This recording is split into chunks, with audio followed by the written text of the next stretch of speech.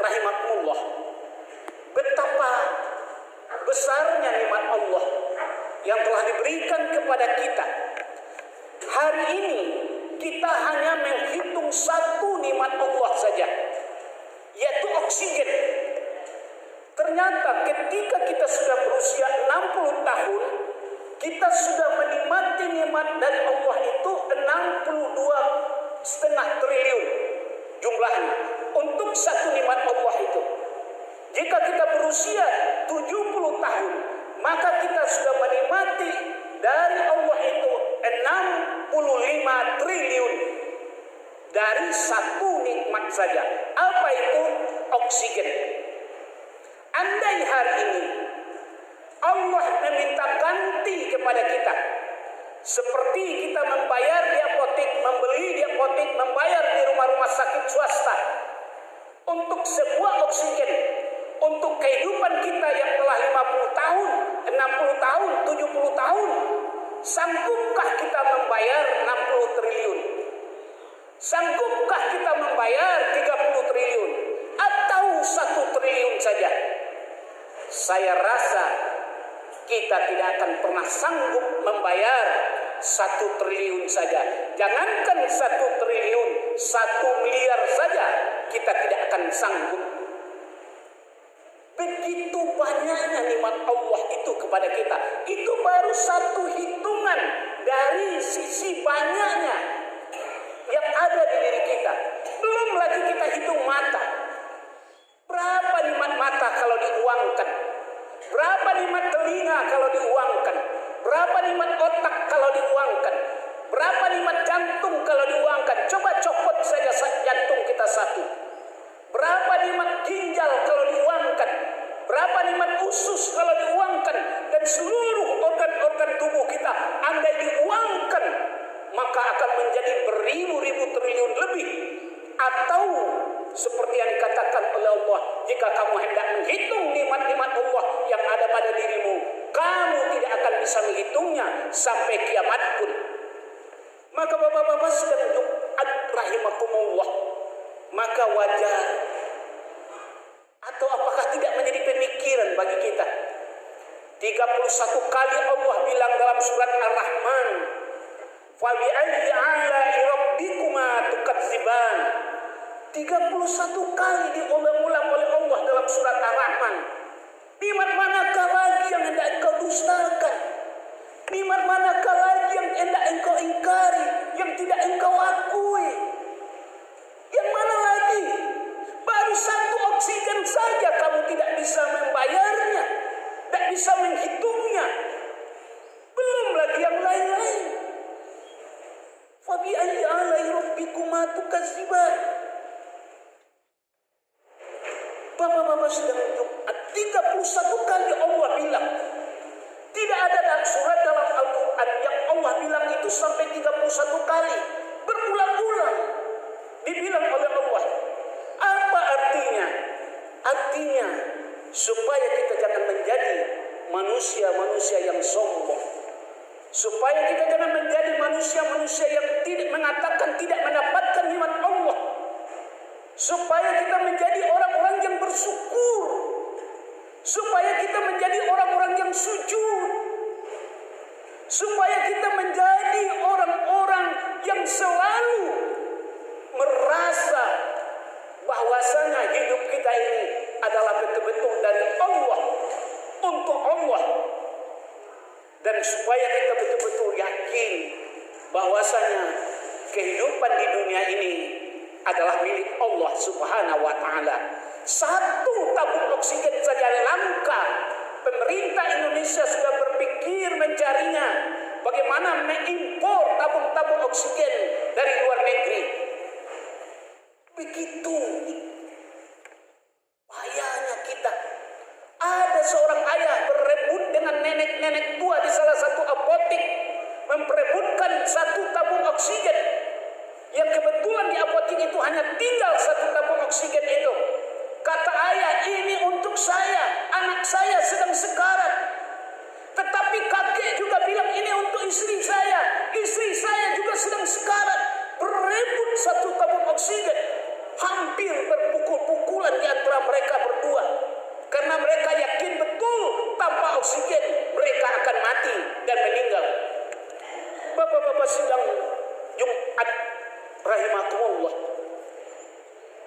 maka sewajarnya lah kita merenung, sewajarnya lah kita memperhatikan diri kita, melihat yang ada di diri kita. Bersyukur itu sebenarnya dimulai dari diri kita. Bersyukur itu dimulai dari yang ada di tubuh kita, bukan yang ada di luar kita. Ketika seseorang sudah merasa nikmat Allah itu lebih pada dirinya, maka di sanalah timbulnya sifat syukur. Maka Imam Syafi'i bilang, milikilah hati yang qanaah, hati yang merasa cukup. Siapa yang memiliki hati yang qanaah, maka dia akan menjadi raja dalam hidupnya. Siapa yang memiliki hati yang qanaah, hati yang cukup, maka dia akan menjadi orang yang paling berbahagia dalam hidup ini. Siapa yang memiliki hati yang qanaah, maka adalah mereka orang-orang yang paling kaya di atas dunia ini. Hati yang merasa cukup dalam kondisi apapun. Maka obat yang paling ampuh itu, kata Buya Hamka, adalah bersyukur. Apa obat miskin? Adalah bersyukur. Apa obat gelisah? Adalah bersyukur. Apa obat susah? Adalah bersyukur. Apa obat kaya? Supaya kita jangan sombong, jangan rakus, adalah bersyukur. Ketika seseorang bersyukur dalam hidupnya, memiliki hati yang qanaah, maka ketika itu seberat apapun beban hidupnya akan terasa ringan. Hidup akan terasa ringan dan mudah dengan bersyukur. Hidup akan terasa enteng dengan bersyukur. Hanya jiwa-jiwa yang tak bersyukurlah yang selalu merasa hidup berat, hidup sulit, hidup dalam kesusahan. Kenapa orang-orang yang tinggal di gubuk derita, tinggal di tengah sawah, tinggal di tengah hutan, tetapi masih bisa ketawa dan bahagia bersama anak-anaknya? Karena ada satu yang dia miliki, hati yang qanaah, hati yang cukup, merasa cukup diberikan oleh Allah. Makan satu sendok nasi cukup bahagia, makan satu piring cukup dan bahagia. Tetapi orang yang tidak memiliki hati yang qanaah, jangankan emas 1 kilo, emas sebesar rumah pun ditaruh di hadapannya, dia tidak akan pernah merasa cukup. Rumah yang sudah bertingkat 3 pun dia tidak akan pernah merasa cukup, karena dia tidak memiliki hati yang qanaah. Maka hati yang qanaah itu adalah hati yang bersyukur kepada Allah, hati yang diberikan rasa cukup oleh Allah. 1 tabung oksigen saja yang kita hitung hari ini, 1 oksigen saja yang kita hitung hari ini, maka kita tidak akan bisa menghitung dan mengganti nikmat Allah itu. Lalu apa yang kita sombongkan sebenarnya di dunia ini?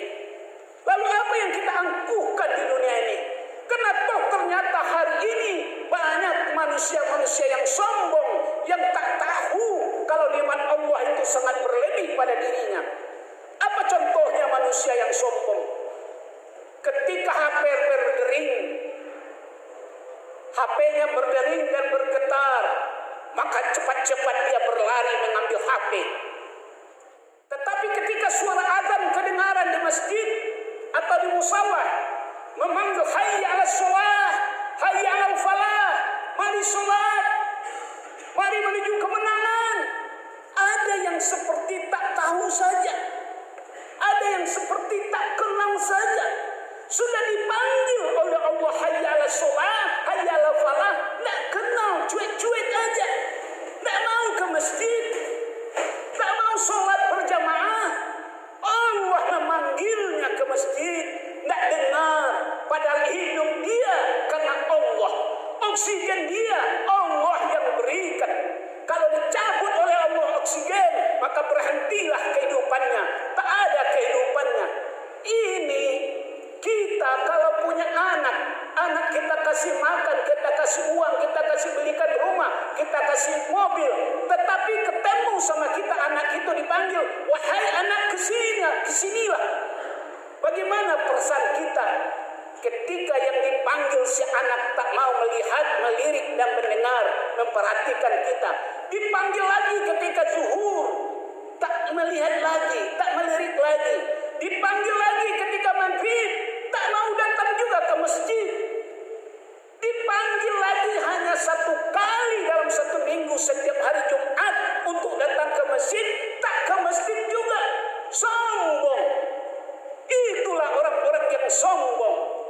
Orang-orang yang tak mau dipanggil oleh Allah, tak mau datang ketika Allah memanggilnya. Allah memanggilnya untuk menuju kemenangan, tetapi dia sombong. Malah ada sekelompok orang yang tidur-tiduran di masjid, asik-asik main HP di masjid. Ketika dipanggil hayya 'alas shalah, justru dia keluar untuk pergi keluar dari masjid, bukannya keluar untuk mengambil uduk. Maka orang-orang yang seperti inilah orang-orang yang merugi sepanjang hayatnya. Bapak-bapak sidang Jumat rahimakumullah, maka Allah bilang, la in sakartum la azidannakum wa la in kafartum inna azabillah sadid. Hanya orang-orang yang bersyukurlah yang akan selalu ditambah. Apanya yang ditambah? Apakah hartanya yang ditambah? Tidak selalu harta yang ditambah. Jadi la in sakartum la azidannakum itu yang ditambah oleh Allah kepada orang-orang yang bersyukur, itu adalah nikmatnya hidup, nikmatnya kebahagiaan. Mungkin ditambah kesolehan anaknya, mungkin ditambah kesolehan istrinya, mungkin ditambah kesolehan dia sendiri oleh Allah, ditambah ketentramannya, ditambah kebahagiaan hidupnya, ditambah kekusukan sholatnya. Siapa yang bersyukur, Allah akan menambah nikmatnya. Apa yang ditambah? Jangan identikan dengan selalu materi dan uang. Kalau orang bilang selalu identikan dengan materi, tentu dia tidak akan pernah kaya. Karena orang bersyukur itu sesungguhnya kekayaannya adalah ada di dalam kebersyukurannya itu. Apa yang membedakan orang kaya dan orang miskin? Yang membedakan kaya dan miskin adalah sifat qanaahnya, sifat bersyukurnya. Apa yang membedakan orang hebat dan tidak hebat adalah jiwa bersyukurnya. Sejauh mana jiwa bersyukur yang dia miliki. Apa yang membedakan orang susah dan tidak susah adalah jiwa bersyukurnya juga. Orang yang semakin bersyukur semakin bahagia, semakin tidak bersyukur semakin susah. Maka pembedanya adalah bersyukurnya itu. Bapak-bapak sidang Jumat rahimakumullah, maka berkali-kali Allah bilang, fa bi ayyi ala'i rabbikuma tukadziban. Nikmat manakah lagi yang tidak engkau syukuri? Kenapa Allah tekankan ini? Karena ada rahasia yang paling besar di dalamnya. Salah satu rahasianya, ternyata oksigen saja kita hitung. Bila usia kita sudah 60 tahun, sudah 65 triliun nikmat Allah yang kita nikmati. Takkan bisa kita ganti. Andai uang 65 triliun itu dijadikan uang 10.000 rupiah, maka dikumpulkan di dalam masjid ini akan ada 5 sebesar masjid ini baru bisa menampung uang 65 triliun itu. Kita akan tercengang dan terkejut ketika uang 65 triliun itu dibawa oleh truk, berpuluh-puluh truk ditaruh di dalam masjid ini, masjid ini 10 kali masjid ini besarnya, barulah muat 65 triliun itu. Barulah kita sadar, ternyata nikmat Allah itu memang luar biasa. Ternyata benar apa yang dikatakan oleh Allah, diingatkan oleh Allah kepada kita 31 kali dalam surat Ar-Rahman. Fa bi ayyi ala'i rabbikuma tukadziban. Nikmat manakah lagi yang tidak engkau syukuri? Nikmat manakah lagi? Maka ketika itulah mulai menetes air mata kita. Ketika kita sadar, mulailah menangis kita. Ketika kita sujud di tengah malam, sholat tahajud kita tengah malam, baru kita sadar ternyata nikmat Allah itu berlimpah-limpah kepada kita. Tak bisa kita menggantikannya, tak bisa kita menghitungnya. Kok sholat ke masjid saja susah, kok sholat tengah tahajud saja susah, kok sholat duha saja berat. Barulah kita